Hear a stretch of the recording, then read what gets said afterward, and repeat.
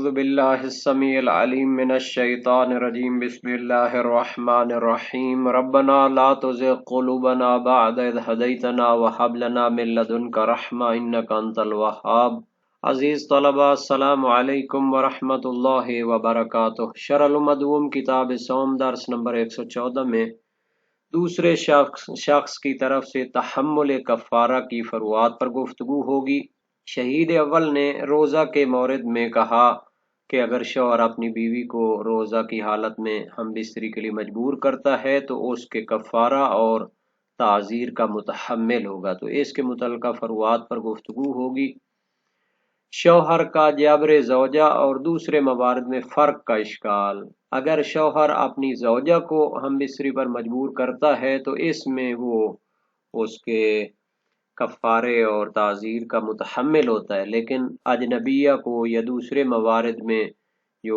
مجبور کرتا ہے تو ان کے وہ کفارے کا متحمل نہیں ہوتا۔ یہ علمی اشکال کیا گیا ہے، علامہ ہلی اور بعض دوسرے فقہاء اس اشکال میں شامل ہے۔ شہید ثانی کی تحقیق اور تحلیل اور تجزیہ پیش کیا جائے گا، چونکہ شہید ثانی نے تحقیق پیش کی ہے کہ اس مسئلے میں ہم اس کو حل کر سکتے ہیں۔ متعلقہ فروعات اور مسائل کا بھی تذکرہ ہوگا، عبارت کی تشریح اور توضیح بھی پیش کی جائے گی، اور شواہد اور قرائن قرآنی اور حدیثی بھی بیان کیے جائیں گے۔ تو گویا اس بحث میں شہید ثانی بعض فقہاء کے قول کا جواب دینا چاہتے ہیں جو کہتے ہیں کہ اگر شخص نے کسی اجنبی عورت کو حرام کام کے لیے مجبور کیا روزے کی حالت میں تو موافقت مفہوم موافقت اور بے طریق اولویت اس پر کفارہ اور تعزیر کا تحمل آنا چاہیے، چونکہ حرام کاری کا جو گناہ ہے وہ زیادہ سنگین ہے اپنی بیوی کے ساتھ روزہ کی حالت میں ہم بستری کرنے سے، چونکہ یہ تو اصل میں تو حلال تھا لیکن جو ہے روزے کی وجہ سے یہ جائز نہیں تھا۔ جبکہ اگر کیا ہے اپنی بیوی کے ساتھ وہ روزہ کی حالت میں اس طرح کرتا ہے تو اس کا جو ہے کفارے اور تعزیر کا تحمل اس پہ آتا ہے، تو اجنبی عورت سے اگر اس طرح کرے گا تو یہ تو بطریق اولا اس پر آنا چاہیے، چونکہ یہ تو بہت بڑا سنگین جرم ہے، اس سے زیادہ جو ہے یہ بڑا گناہ ہے۔ تو اس کا جواب یہ ہے کہ شریعت میں جو کفارہ قرار دیا گیا ہے وہ اس لیے ہے کہ جو گناہ انسان سے صادر ہوتا ہے اس میں تخفیف پیدا ہو جائے یا وہ ختم ہو جائے، لہٰذا ممکن ہے کہ شریعت مقدسہ نے اس پہلی صورت میں کہ جب وہ اپنی بیوی کے ساتھ روزہ کی حالت میں ہم بستری کرتا ہے تو اس کے جرم کو کم کرنے کے لیے اس کے لیے تحمل کفارہ اور تعزیر کا حکم کیا ہو تاکہ اس کو معافی مل سکے۔ لیکن جو شخص گناہ کبیرہ کا ارتکاب کرتا ہے روزے کی حالت میں اور اجنبی عورت سے جناب منہ کالا کرتا ہے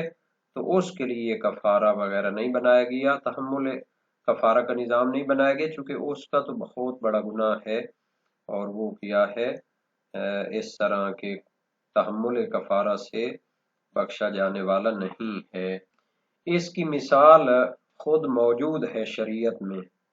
شکار کے مسئلہ میں موجود ہے۔ اگر احرام کی حالت میں ایک مرتبہ جان بوجھ کر شکار کیا تو کفارہ ہے، کیونکہ اس کا جرم کم تر ہے، لیکن اگر اس نے بار بار شکار کیا تو اس کا کفارہ نہیں ہے، اس سے پھر خدا تعالی ہی انتقام لے گا۔ سورہ مائدہ آیت نمبر 95 میں ہے یا ایھا الذین آمنوا لا تقتلوا الصید وانتم حرم ومن قتلہ منکم متعمدا فجزاء مثل ما قتل من النعم یحکم بہ ذوی عدل منکم ہدیا بالغ الکعبۃ او کفارۃ طعام مساکین او عدل ذلک صیاما لیذوق وبال امرہ عفا اللہ عما سلف ومن عاد فینتقم اللہ منہ واللہ عزیز ذو انتقام۔ اب یہ جو ہے ترجمہ تو موجود ہے، تمام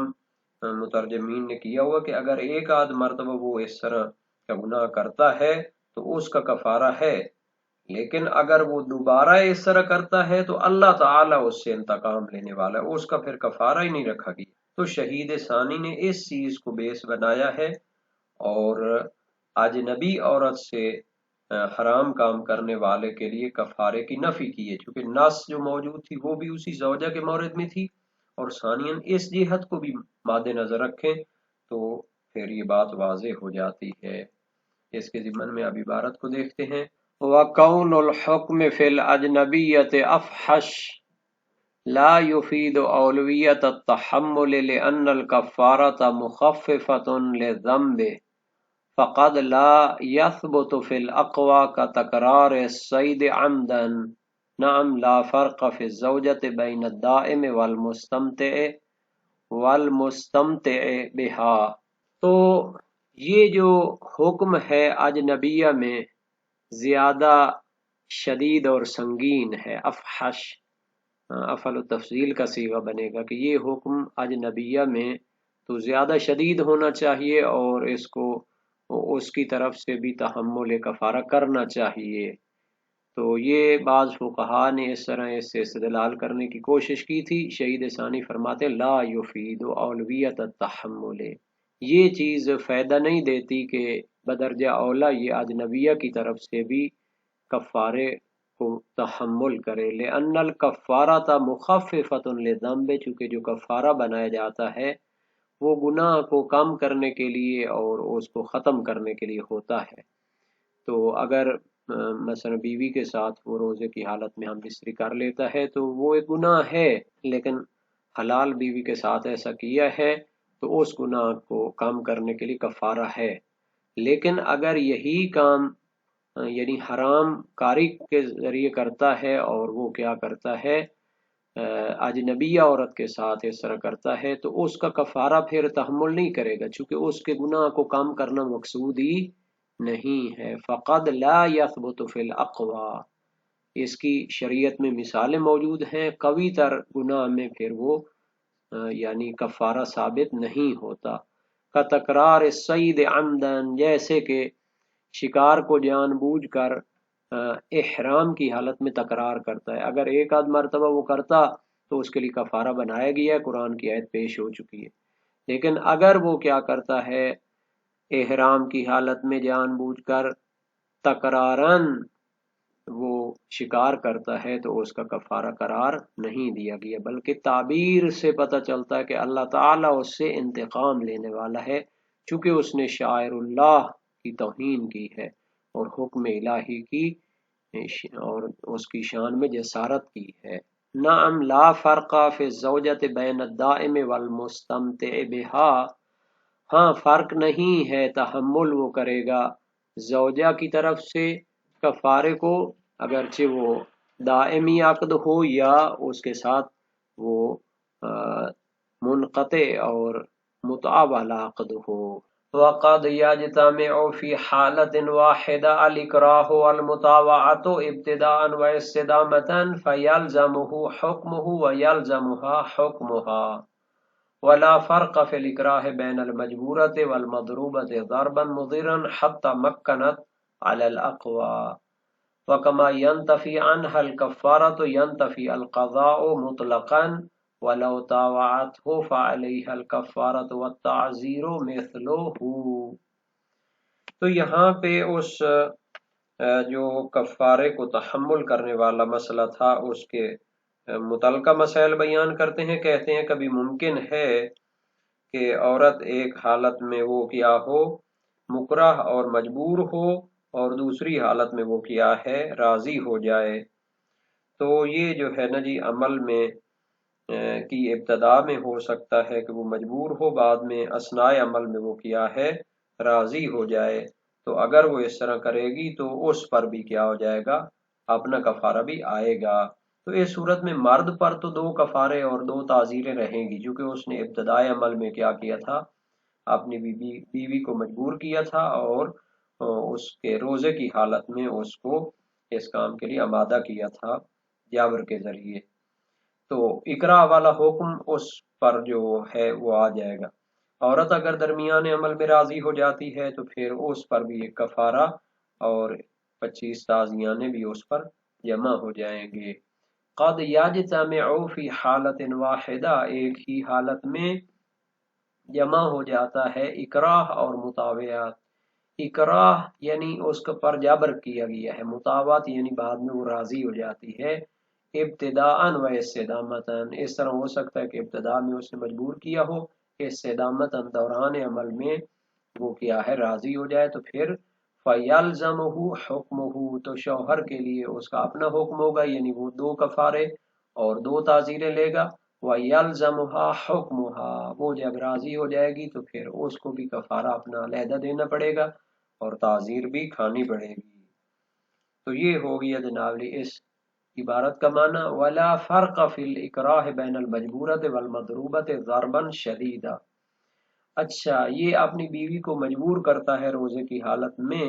تو اس میں فرق نہیں ہے کہ اس پر کوئی جبر کیا ہو، کوئی ستم کیا ہو، یا اس کو اتنی شدید قسم کی مار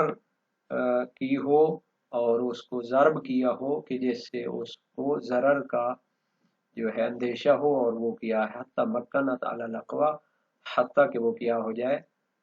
اس کے سامنے زیر ہو جائے، یعنی اس کے سامنے مغلوب ہو جائے۔ علی الاقوا، اقوا قول یہ ہے کہ دونوں صورتوں میں شوہر کیا کرے گا، اس کے کفارے اور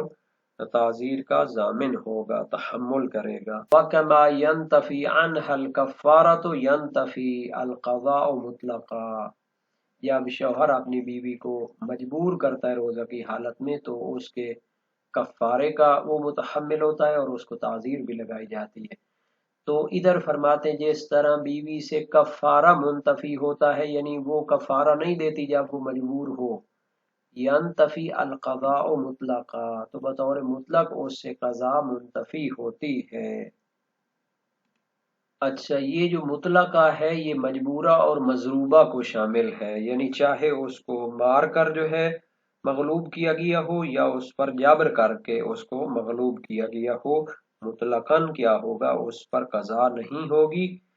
یہ جو اطلاق ہے یہ شیخ طوسی کے نظریے کے مقابلے میں ہے کہ انہوں نے تفصیل دی ہے، اگر عورت مجبور ہو